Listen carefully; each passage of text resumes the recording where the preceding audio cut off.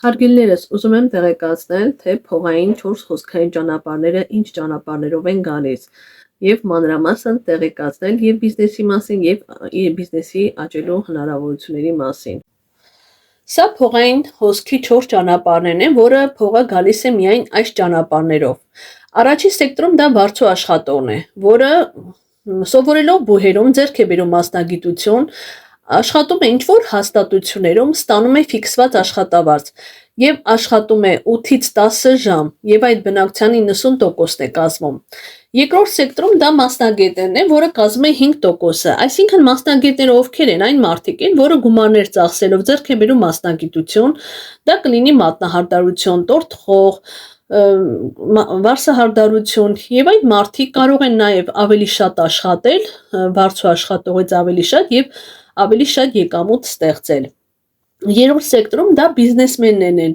Բիզնեսների երկու տեսակ կա ավանդական բիզնես, կա ցանցային բիզնես։ Այդ մասին ես հետո կխոսեմ։ Բիզնեսմենները դա այն մարդիկ են, որ ունեն միտք, իդեա եւ փող։ Իրենք ստեղծում են կազմակերպություն, այս մարդկանցից վերցնելով որպես բարձու աշխատող եւ իրեն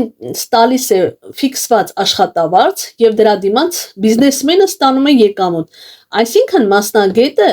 եւ բարձու աշխատողը բիզնեսմենների մոտ նույնպես դառնում է բարձու աշխատող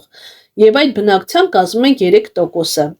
Ինվեստորները ովքեր են այն մարդիկ, ովքեր որ ժառանգություն են ստացել իրենց հայրերից, իրենց նախնիներից, իրենք այդ գումարը ներդնում են բանկ եւ ստանում են տոկոսներ, եկամուտ, կամ ասենք տարածքներ են գնում, անշարժ գույք են գնում, տալիս են վարձակալության եւ դրա դիմաց ստանում են եկամուտ։ Այսինքն իրենք կարող են չաշխատել, ընդհանրապես չաշխատել, բայց ունենալ пассив եկամուտ։ Այսպես է այդ փողային 4 հոսքային ճանապարհները եւ ասեմ իդեպ աշխարհում փողի մեծամասնությունը գտնվում է այդ սեկտորում,